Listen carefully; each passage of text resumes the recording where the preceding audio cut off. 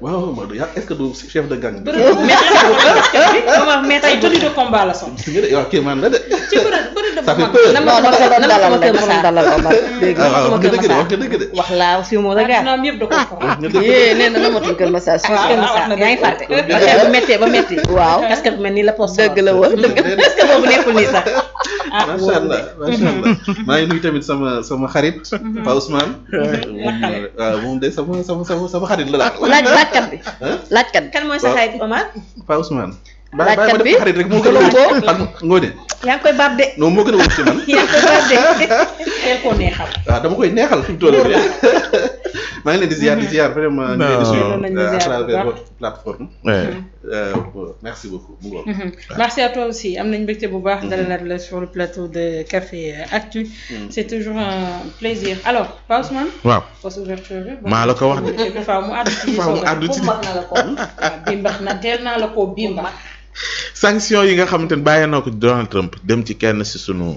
naataango bi nekk fële ci CPI gis nañ réaction bi ci suivre bàyyi ko ci le premier ministre Ousmane Sonko mi ci réagir à la suite benn communiqué bu bàyyi ko ci ministère bi madame Yacine Fall jiite ñaawlu sanction yooyu ñu jàpp ni c'est injustifié tegu ci kaw cour pénale internationale rawatina doomu sénégalais boobu c'est du Ousmane Sonko.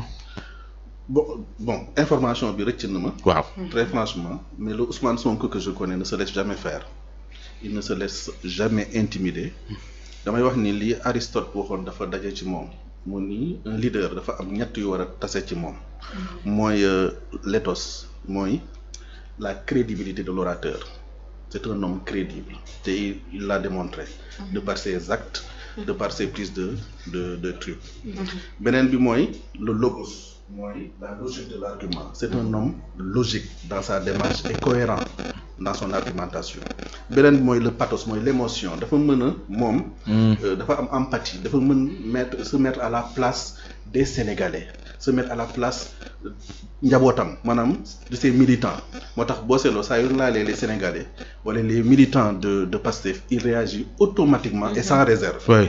Donc c'est le Ousmane Sonko que je connais donc qu'il soit Donald Trump Erdogan Jean-Baptiste Seye Ibrahima Tanor la réaction de Ousmane Sonko sera la même maa la ko wax xaw ma nag information bi noonu de la justice moo xam bu cour pénale ba dañ ko internationale interdire mu dugg États-Unis de la justice moo xam bu cour pénale ba dañ ko internationale interdire mu dugg États-Unis ci sanction yi waaw non non xamuñu nature sanction yi xam nga lan la mais waaw. moom la ak ñeneen ñi nekk ci cour pénal waaw. te liñ leen di toppee mooy prise de position yi ñu am wala namm gi ñu namm topp Netanyahu ndax dañoo jàpp ne la muy def ci Gaza dëppoowul ak yoon. te xam nga Trump moom ak non waaw xam nga déjà Donald Trump mën a souffler ñu ko sax Le chaud et le froid. le froid en même temps moom mën na ko. waaw moom xam nga waaw du ko gêner xam nga li am Gaza am Palestine crime la contre l'humanité alxuraanu karim donc seen celui qui leur sert de premier ministre de man du ma ko sax tudd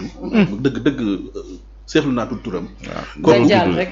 waaw kooku Dajjal la kooku c'est-à-dire criminel la en réalité Netanyahu. criminel la yow nooy mënee jàpp Poutine nga ni ko yow da ngay agressé waa Ukraine te kee mu ngi la gën a jege nekk sous ta protection crime contre l'humanité lay def ñaata xale ñoo fa dee ndax xiif ñaata famille lañ disloqué ñaata nit lañ fa rey des milliers et des milliers de personnes kenn du wax ñu ne ñu léegi ki ko def dañ koy topp yow nga ne ñi koy topp ñoom laay sanctionné loolu analogique bi dans tout ça en réalité kenn du wax. waaw kenn du wax donc c'est la loi du plus fort bu fekkee ni man maa moom vent am doole lu ma neex la ñuy def ki ma protéger ku mu neex mu tooñ ku mu neex mu rey amul problème. est-ce que ñoom war nañoo faale sanction boobu noonu waa cour pénale internationale lu ñu war a def nag waruñu taxawaay naa dëggal seen bopp ah cour pénale internationale la loi elle est générale et impersonnelle bu doon Donald Trump sax dañ ko war a topp loolu mooy sama avis bu dee ñoo lay suukar nag alors problème bi foofu la nekk ku bëgg a libre da ngay mën sa bopp souveraineté bi gars yi di wax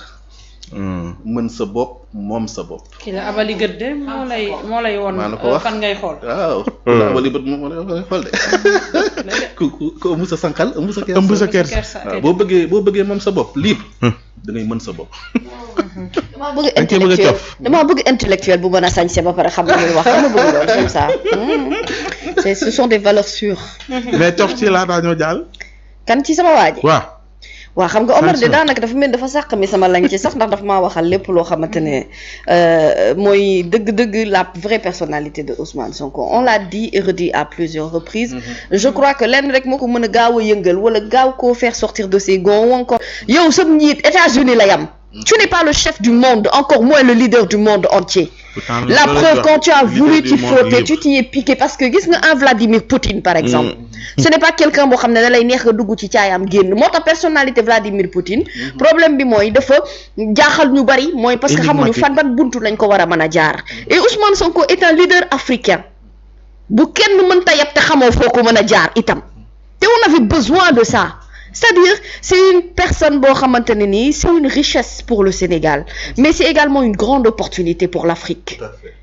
Pour être un politicien et un vrai, il faut avoir la force et le courage de ses idées. Te ce Ousmane Sonko là a le courage de ses idées. Un tweet sur comment ça s'appelle X, c'est un tweet qui rapidement en un clic rapidement, c'est-à-dire ñëpp dinañu am aviwam. Donald Trump, à un moment donné, je crois il va falloir que moom et nit ñu koy oser wax ne ko il y a des limites à respecter en matière de diplomatie. Et puis il faut laisser la justice faire son travail, surtout sur une question boo xamante ne la majeure partie du monde entier juge que ce sont des situations injustes yoo xam ne nit ñi waruñu ko mën a seetaan et loolu nag du question de fit. question de fulla la ak fayda, question de leadership la et question d'affirmation la en fait. Encore une fois. Agir pour la première fois ci ab interview boo travaille au service de la justice. nee na dafay rester serein ak sentiment que ne moom liggéeyam dong lay def loolu la déclaré. dafay soutien fort bi nga xam itam autorités yi def nañu ko loolu itam gis na ko en tant que magistrat moom xam na ne dafa nekk ci essence su fonction de contrarier des gens surtout ñi nga xam ne ay puissants lañu donc moom apprendre na à faire face à cela. Mais face aux États-Unis ne la situation dafa jël beneen dimension.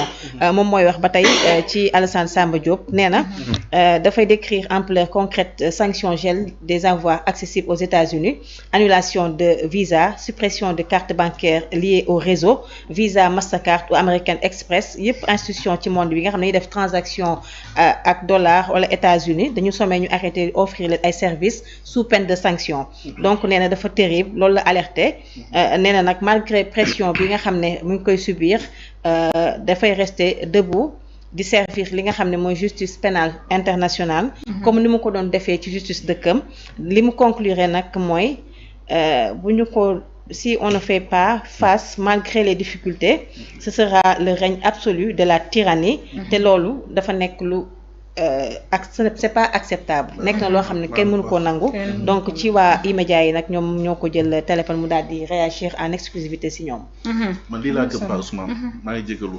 allez-y c'est les Africains forts il faut que ñu mën a affirmer. bu ñu duggee ci enseignement Maguel bi dinañ ci dugg. l'affirmation de soi. nit da ngay xam sa bopp xam say valeurs gis nga Afrique moom mooy futur àdduna bi te dafa laaj futur àdduna boobu mu laaj ay ñu ko jëmmal ay nit ñu am taxawaay maanaam am crédibilité ba pare gëm seen bopp bañ a ragal kenn. donc loolu boobu doomu Afrique moom lañ soxla fi ñu toll nii. te daa war a bari. multiplier un peu partout. tey ni mu jëlee courage am. dëggal boppam war na mën a am soutien. bu bàyyee ko un peu partout dans le monde. yu ko accompagne ci initiative bi dëggal ko par les Africains. ñu wax leen li ngeen bëgg a def du fi mën a nekkee.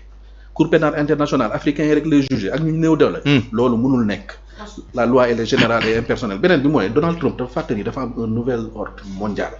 maanaam xam-xam bi changé na de camp. alal ji changé na de camp. xam-xam baa ngi Chine.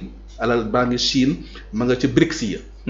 BRICS waaw mu ngi ci Chine mu ngi ci Russie mu ngi ci Inde mu ngi ci Afrique du Sud et cetera et cetera ñun. BRICS yi xalaat sax bay. concurrencer le même le dollar. xam na ko barki ne boo jaay Poutine ba mu demee lan moo tax jàppuñu ko te moom mandat d'arrêt international. jeex na tu confirmes ce que je dis. kër gu am même bu dee xam nañ ne Alaska sax ci moomeelu États-Unis la. gis nga estime maanaam nga bëgg ma yow. loolu duma la ko forcer mais nga respecté ma loolu force la les forts ne respectent que les forts. dëgg la kenn du ko respecté. baax na jërëjëf. déet Poutine daa am lu tax ñu koy respecté nag. am na